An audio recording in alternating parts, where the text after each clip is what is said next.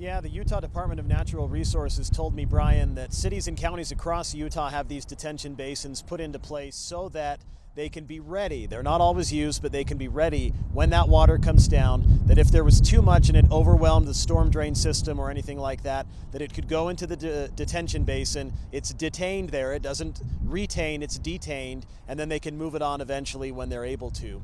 We found one in Farmington that was built after the flooding in the 1980s and the mudslides there. Down here in the Utah County area in Provo, we saw multiple near Slate Canyon, and then Rock Canyon Park, which is a popular place for families. That is a retention pond as well. A detention pond, I should say, not retention. A lot of people don't know that Rock Canyon Park was built for that or serves that purpose, but it's kind of like a bowl, and the public works director told me that as water gets overflowed, it goes into that area. It did fill up in the 80s, and that it could fill up this year, depending on what happens with the runoff. Daniel, were there other conversations about newer detention ponds or making any other changes to some of these current locations? No, I haven't heard anything about that. Just the DNR told me that they've got these places in cities and counties across Utah and that they're really designed to help prevent flooding, because if the water is sitting there, it's going to not go into other places where it's not wanted. Sugar House Park is a really good example, as you mentioned off the top there, that is a spot in Salt Lake City that's designed for water detention. So the water, it's not an unplanned for flood. It's actually, as they release water from reservoirs and they don't have any place for it, they put it in Sugar House Park for a little bit until they can move it on. And that allows them to have enough room later, ideally, for that peak spring runoff, when all that water really comes pouring out as the temperatures really warm up beyond what they are now. Daniel Woodruff with some good information from Utah County tonight. Daniel, thanks so much. We're seeing issues in the canyons this spring, several avalanches and mudslides there recently caused by debris. Let's head out now to Paul Nelson live at the mouth of Little Cottonwood Canyon. Paul, is there one single agency that really is in charge of clearing all of this debris away after some of these avalanches and other slides move the earth? Nope, and that's kind of causing the confusion, actually. You have a lot of different landowners that own sections of property, whether they in Big or Little Cottonwood Canyon behind me. For example, you might have county governments that have a portion of it. Ski resorts. You also have irrigation companies. All of them could have their own kind of sections of the land. And so that's why the officials with the Wasatch Uinta Cache National Forest, they actually do coordinate with all the landowners that are up there just to find out, okay, who has problem areas? Who has new rocks and new boulders kind of in their waterways? What do we need to clear out? And so those coordination efforts are on the go. They are happening, and we do have crews at the ready to clear stuff out if need be. Paul, what did you notice in Little Cottonwood Canyon today? We just saw a couple clips of video showing some avalanche debris and slides, and maybe even some issues with runoff along the roadway. But what did you see? Well, we did see quite a lot of areas where there was just a lot of damage that was still kind of, as you talked about, new trees that were just kind of run over by avalanches. A lot of areas that were right next to, say, the Little Cottonwood Canyon, the road up there, that seemed to be kind of washing away and falling down into the creek. But we did see plenty of new debris in waterways, and so the question is now who has to clear that up. But because the governor did declare a state of emergency for flooding, that means that whatever agencies, the emergency units that are called and ready, they can dip into additional funds to make sure that they do have enough money to get everything out of the way. We appreciate you. Thank you so much. Appreciate you checking in tonight. Also, that debris you can see in some of Paul's video. Those avalanches were mighty in Little Cottonwood Canyon. Oh yeah, it's more scars. They're kind of like burn scars, only avalanche scars. But you'll notice Paul had his coat on. It's cold out there again. And as we take a look at some of the numbers that we've got across the state right now, these numbers are incredible. We've got 30% was our peak snow water equivalent average for the state. Now we're down to 27%. Okay, so a little more than 10% has come off now. 3%. We were at 30. So 30 down to 26? 30 down to 27. 27. Yeah. Okay. So there's a lot of stuff that's still to come down. 3%. Yeah. So we're at like 220-something% of normal right now. So gotcha. I've actually Shows got a how graphic. good I am at math. I've Thank you, actually got a Sterling. graphic I'll show you. No, I mean, you might be right, but anyway, we did get some storms along the Wasatch Front today, but they didn't produce a lot of precipitation. That's good news. They did get some snow in the higher elevations, so we're not really adding to it, but you know what? We're really not getting it down. But I like the trend that we're on right now. So let's take a look at the state average right now, as we can show that graphic. There it is. You can see 30 inches was the highest, 223% of normal right now, still across the state of Utah. So I'm going to check my math on that. That snow is still up there. You're probably right. I don't know. Anyway, so yeah. So that's a lot of snow still up there. Pretty monster year. Obviously, we need to expect flooding to still happen at this point. You know what the difference is between now and '83? It just all of a sudden happened. In mid to late May? Yeah, it just happened and nobody was ready for it. But what I like to see now is that everybody is aware. Everybody is, learning what to do. We're getting things, we've learned a lot from the 80s. We did a lot of, restructuring of the infrastructure. So it's nice to know that everybody is kind of aware of what they need to do, especially around their neighborhoods. Before we get to your forecast, I want to show you some video that came in today. Sterling, don't go anywhere. I want to show you this video because show me the video. We had some hail come into parts of the Wasatch Front. Our viewers sharing this content with us through Chime In. We encourage you to do the same. I was in a building on the west side, on the opposite side of the airport, all the way out west down there, Amelia Earhart. And I was there for a class today, speaking with some folks.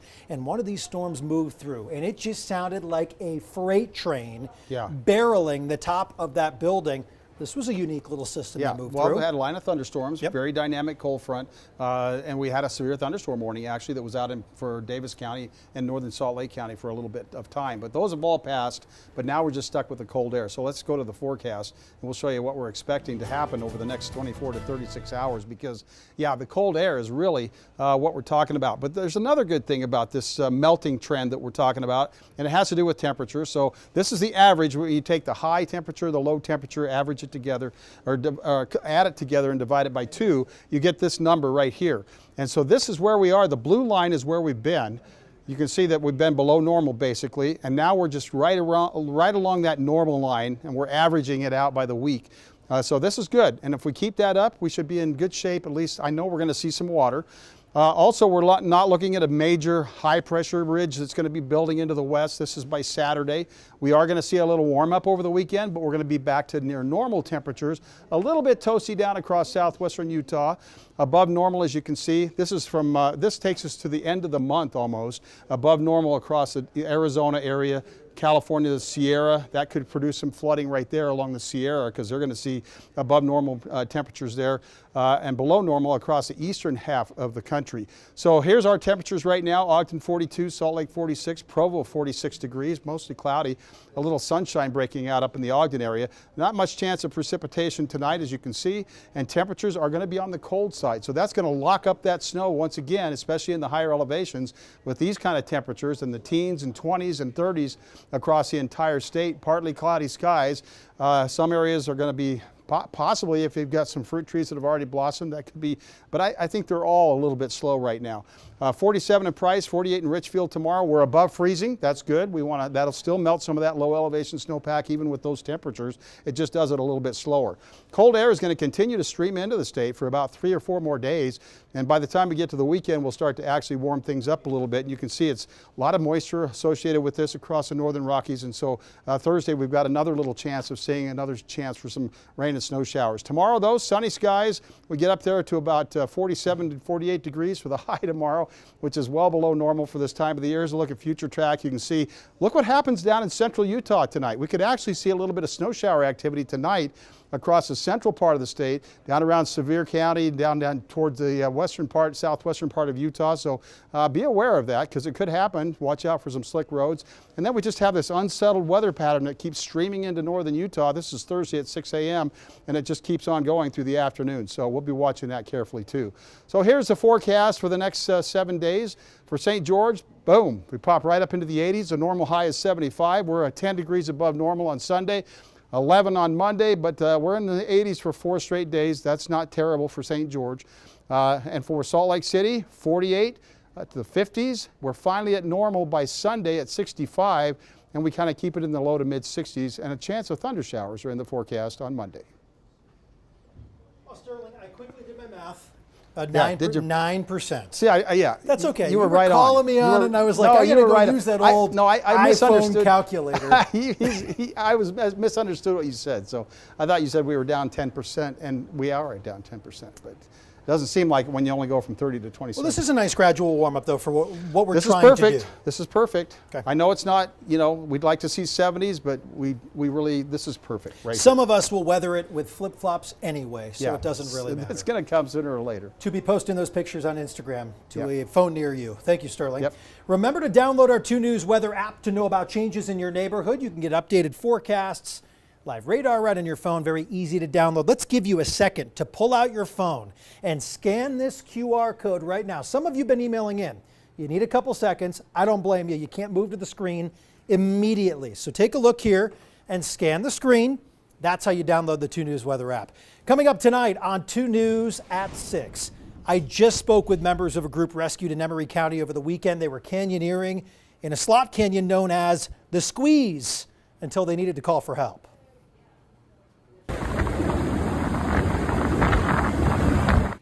Well, that's what it looks like from the bottom of the canyon. These 3 were hoisted out of this deep canyon by the Utah Department of Public Safety. Here's what they were doing earlier in the day. They were rappelling, they were enjoying different parts of the slot. However, as some members of the group started to experience symptoms of hypothermia after they became stranded in a deep pool of water for hours. They just told me it was about 15 feet deep between their bodies and also getting up and over a cliff area. They also told me they were able to initially call out for help by using their fancy iPhone 14, the SOS text message feature.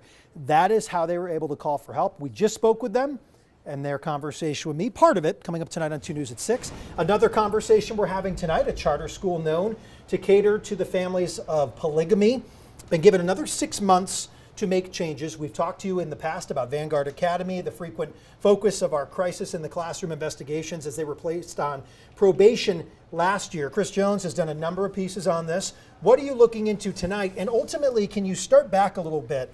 What were the allegations against them originally? Well, so Vanguard Academy, as you mentioned, catering to the children of polygamy. We did an investigation, and what we found, Brian, is that they were using taxpayer dollars to hire companies that catered to, that are owned by the Kingston polygamist group. So what we found is millions of dollars were being used by the school to pay those companies.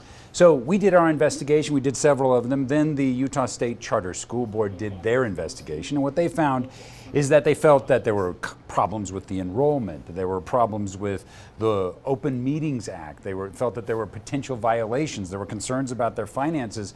So what they did is they placed them on probation. They said, look, you got to fix these problems. So they named 3 people to take a look at the school. And for the last year, they've been looking at how well the education is working there, their finances, and also how they are doing their purchasing. What they've done is they've solved one problem. There are 5 problems total. And what they did is they went back to the Utah State Charter School Board and they said, look, can we have 6 more months? So that's what they got. Now, this is it.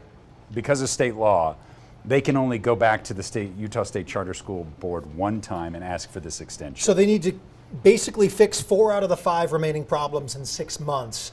Out of those 4, does that seem like enough time? Well, it's tough to tell, right? It's tough to tell, but it's also problematic for them because they've only managed in the last year to fix one of those problems. So if they can't fix those other 4, it is very possible that this school could shut down. The Utah State Charter School Board does not want that to happen. They want to do everything they can to work with the school to make sure that they can indeed be up and running and cater to these kids, a very specific niche of kids. According to the people who watch education at the school, they say, look, this is a good school. These kids are excelling. These kids are doing well. So for these kids of polygamy, it is a place where they can find education and they can find like-minded folks. But tonight at 10, we're going to take a look at all this, what happens if they don't close, the kinds of things that they need to do, the kind of progress that they've made, all tonight on our Crisis in the Classroom investigation at 10. Chris Jones live for us on 2 News Live here at 5:30-ish to preview what's coming up tonight. You bet. At 10 o'clock. Thank you so much. If you have a tip to share with our Chris Jones and our education team, you can call the number at your screen. It's 801-839-1199, or use the email address right there, education@kutv.com. That will get it to our Crisis in the Classroom team, so be sure to send us a note. Want to take a look at what's trending on our website right now, kutv.com. Here it is. That story we just brought to you live on 2 News at 4, about 4:45. We just talked about the Utah Governor, Spencer Cox, declaring a state of emergency for flood mitigation. While that is not the top trending story, it is the top story you see on our website right now. So what this means is the ability for more funding. The state had already set aside $5 million for flood mitigation. They've already depleted that. Went through rather quickly. They have put out over 1 million sandbags. I caught up with the Utah Division of Emergency Management to talk about this last week. They told me they've pushed all of this out already, and they've distributed sandbags to all but 2 counties in the state who has needed them to distribute in different parts of the state. Here is what's trending right now. Of course, pretty pictures and the night sky. Number 1 right now on our website, not necessarily local, but also a brand new story from this afternoon that we've been trying to keep you updated on out of the Deer Creek Reservoir area, Wasatch County. Highway 189 partially closed after 2 people were killed in a multi-vehicle accident. A story that our Amanda Gilbert brought you last night out of Utah County. A registered sex offender seen in costume this past weekend was arrested at a Lehigh Farmers Market. The hook to that is he is a registered sex offender. Check out all the stories right now trending on our website, kutv.com. Remember, you can always find them on the 2 News app, which you can download on your Apple App Store or Google Play. Well, Sterling, 5:50 and a little change. What should we talk about to waste some time? Well, I just think everybody needs to continue to be vigilant as far as the flooding is concerned. We need to keep our temperatures where they are. That's good news that we're doing that so far, and enjoy the weather that we have. I say waste time, but that's a very important message. We've been talking about swift water safety. Yeah. We've been talking about flooding and what you can do around your homes and in your communities. This is something we've seen the communities already come together to neighbor helping neighbor, that sort of thing. I actually walked past, I walk my dog every day, and I walked past the center in Centerville, Jenny P. Stewart Elementary School. There's a big floodgate that shows one of those, that has one of those detention ponds on the other side of the school. But that floodgate itself is all filled with stuff. And so maybe that's something neighbors can do and get out. Don't try to do it yourself. Call your public works people and get that cleaned out so that it doesn't become a problem. And same with your gutters and things of that sort.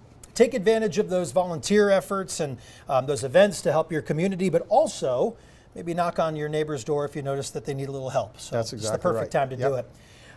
We will be back here tomorrow, 5:30, Monday through Friday. We're here for 2 News Live. We hope you will join us as well. Sterling Polson, Brian Schnee, our entire crew here at 2 News. Hope you have a great rest of your Tuesday. We'll see you tomorrow. Be sure to stick around and join us on the television for 2 News at 6. We'll see you in a few.